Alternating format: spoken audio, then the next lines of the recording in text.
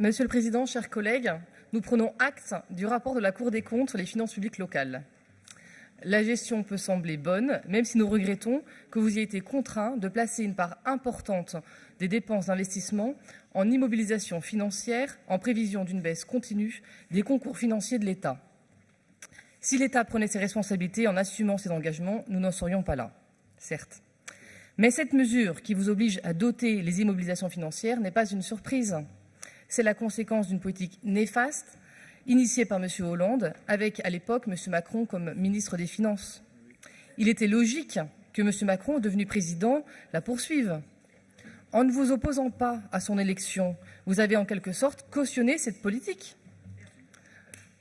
D'autre part, Monsieur le Président, vous qui vous targuez d'être à la tête de la région la mieux gérée de France, vous avez demandé à M. Étienne Blanc de signer ce pacte budgétaire de la région avec l'État, ce qui constitue en réalité une soumission aux diktats du gouvernement, qui au passage bafoue le principe de libre administration des collectivités locales. Alors plus de 41% des collectivités ont refusé de signer, dont 5 régions comme l'Occitanie, PACA ou la Normandie.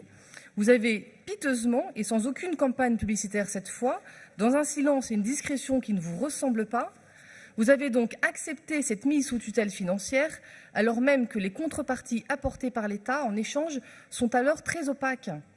Elles se limitent en effet à la possibilité éventuelle d'une bonification de la dotation de soutien à l'investissement local, dont les modalités n'étaient alors même pas définies lors de la conclusion du contrat. Ce n'est pas moi qui le dis, c'est dans le rapport des finances publiques locales que nous avons tous reçu. Vous avez donc signé un chèque en blanc à l'État. Vous, l'homme fort de la région. Voilà qui relativise vos coups de menton et vos effets de manche à l'intention du gouvernement. Je vous remercie. Merci, Madame de Kerveureguen. Je pense avoir répondu.